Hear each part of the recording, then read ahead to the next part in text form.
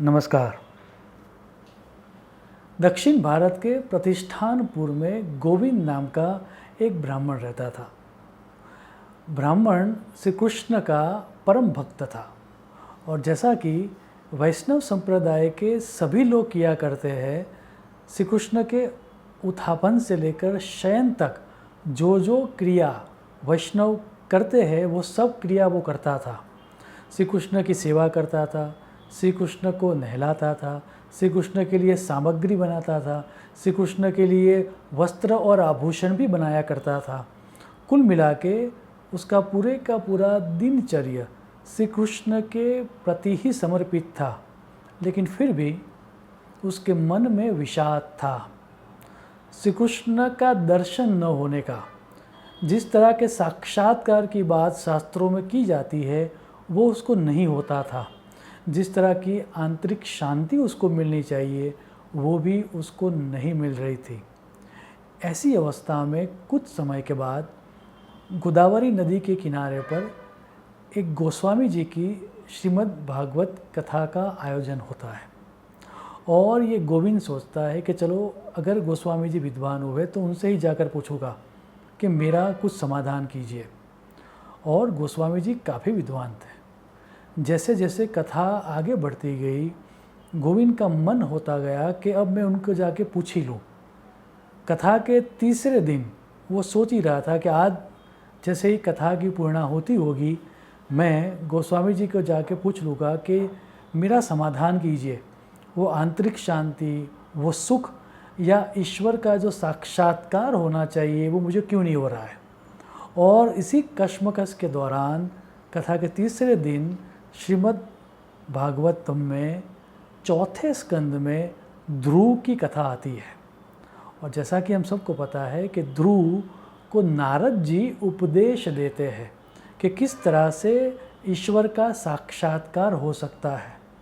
और उसमें नारद जी ध्रुव को स्पष्ट कहते हैं कि बाह्य सामग्री से या बाहर की कोई चीज़ लेकर अगर हम ईश्वर को प्राप्त करने का प्रयत्न करेंगे तो उसमें हमें सफलता नहीं मिलेगी।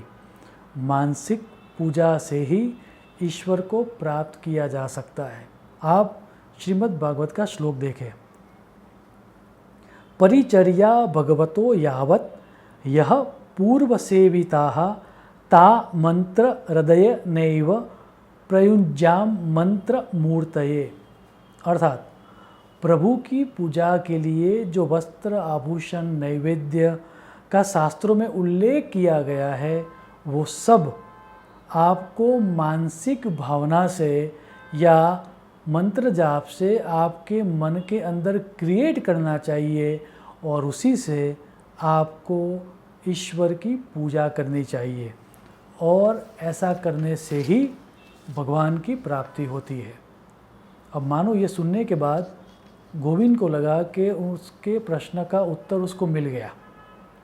सो दूसरे दिन सुबह सुबह वो गोदावरी नदी में स्नान करता है और स्नान करने के बाद अपनी आँखों को बंद करके ध्यानावस्था में जो जो सामग्री वो फिज़िकल फॉर्म में पहले बनाया करता था वैसी ही सामग्री वो अपने मन के अंदर बनाता है। मन के अंदर ही वो सखड़ी भोग लगाता है। मन के अंदर ही वो श्री कृष्ण के लिए अलग अलग तरह के वस्त्र और आभूषण तैयार करता है और मन के अंदर ही वो पूजा करता है। आज उसको परम शांति का अनुभव होता है। शास्त्रकार और संत साहित्य में आगे जाके ये कहा गया है कि कुछ समय के बाद उस गोविंद को मोक्ष की प्राप्ति होती है। अब इस कथा को संत साहित्य में अलग अलग तरहों से कहा गया है। इतना ही नहीं, जिन्होंने कृष्णा कॉन्शियसनेस के ऊपर ज़्यादा काम किया, जो इस्कॉन के प्रणेता है, वैसे आचार्य श्री प्रभुपाद जी ने भी एक ग्रंथ लिखा है जिसका नाम है नेक्टार ऑफ डिवोशन। उस पुस्तक में भी उन्होंने इसके बारे में, इस घटना के बारे में अलग अंदाज में बट द सेम कंटेंट उन्होंने प्रस्तुत किया है। अब कथा का सार यही है कि ईश्वर की प्राप्ति का सर्वश्रेष्ठ साधन या सर्वश्रेष्ठ जो पूजा है वह मानसिक पूजा है।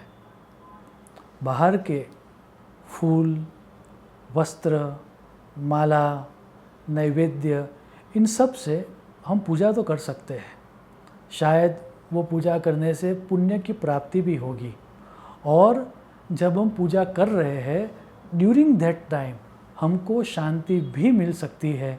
लेकिन जिस शांति की, परम शांति की बात शास्त्र करता है, या जो ईश्वर साक्षात्कार की बात है, यूनिवर्स के रहस्यों को जानने की बात है, या परम सुख प्राप्त करने की बात है, वह सिर्फ और सिर्फ मानसिक पूजा से ही प्राप्त हो सकता है। क्योंकि वो जो परम सुख है या परम शांति है, उसके लिए हमारे मन का रूपांतरण होना आवश्यक है।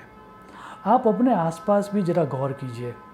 आप भी in your day to day life या रूटीन लाइफ में बहुत सारे ऐसे लोगों को जानते होंगे जो बहुत पाठ पूजा करते हैं, जिनका बहुत सारा समय मंत्र जाप में जाता है। वो संध्या वंदन भी करते हैं, शायद वो दिन में 5 दफ़े नमाज भी पढ़ते हैं, या फिर वो बहुत सारी चैरिटी करते हैं। लेकिन जब हम उनके जीवन को देखते हैं तब हमें लगता है कि उनका जीवन तो बहुत निंदनीय है, बहुत सारे अनैतिक काम वो करते हैं। और जब हम उनको ध्यान से देखते हैं कभी कभार, तो ये प्रश्न भी उपस्थित होता है कि आर दे रियली स्पिरिचुअल, या फिर वैसे ही वो तोता रटन कर रहे हैं, या वैसे ही पाठ पूजा कर रहे हैं। ऐसा नहीं है कि वो बंदगी व्यर्थ है, ऐसा नहीं है कि पाठ पूजा व्यर्थ है, ऐसा नहीं है कि चैरिटी व्यर्थ है। लेकिन जब तक मन का रूपांतरण न हो तब तक व्यक्ति का रूपांतरण नहीं हो सकता, और जब तक व्यक्ति का रूपांतरण न हो तब तक वो परम सुख या शांति की प्राप्ति हो ही नहीं सकती। हमारे जीवन में जो हमें सुख चाहिए या हमारे जीवन में जो हमें शांति चाहिए, उसका मूल आधार है हमारे मन का रूपांतरण। और मन का रूपांतरण तभी पॉसिबल है जब हम हमारे मन के अंदर उस ईश्वर को, खुदा को या गॉड को बिठाए। याद रहे, इस बदले हुए मन में ही वह ईश्वर का प्रागट्य होता है। आदि शंकराचार्य भी इस सिद्धांत को जानते थे, और इसीलिए जब सर्वश्रेष्ठ पूजा किस तरह से की जा सकती है उसके बारे में बात करने का समय आया, तब आदि शंकराचार्य जी ने एक स्तोत्र की रचना की जिसका नाम है शिव मानस पूजा। और उसमें वो कहते हैं कि मन के अंदर ही आपको कल्पना करनी है कि ये रत्नों से जड़ित आसन है। मन के अंदर ही आपको कल्पना करनी है कि ये शिवलिंग है। मन के अंदर ही आपको कल्पना करनी है कि ये वाजिंत्र है। मन के अंदर ही आपको कल्पना करनी है कि मैं विध विध स्तोत्र गा के ईश्वर का पूजन कर रहा हूँ। आपको जान के आश्चर्य होगा कि उस स्तोत्र के अंदर दुनिया की सर्वश्रेष्ठ वस्तुओं की मन के अंदर सिर्फ कल्पना आदि शंकराचार्य जी ने की है, और कहा है कि संकल्प के द्वारा उत्पन्न इन सभी वस्तुओं का हे शिव या हे ईश्वर आप स्वीकार करो। संकल्पेन समर्पितम तव विभो पूजाम गृहाण प्रभो। सो याद रहे, बाहर की वस्तुओं से ईश्वर की पूजा नहीं हो सकती ऐसा नहीं है, किंतु सर्वश्रेष्ठ जो पूजा है वो तो मानसिक पूजा ही है। शुभम भवतु। प्रणाम।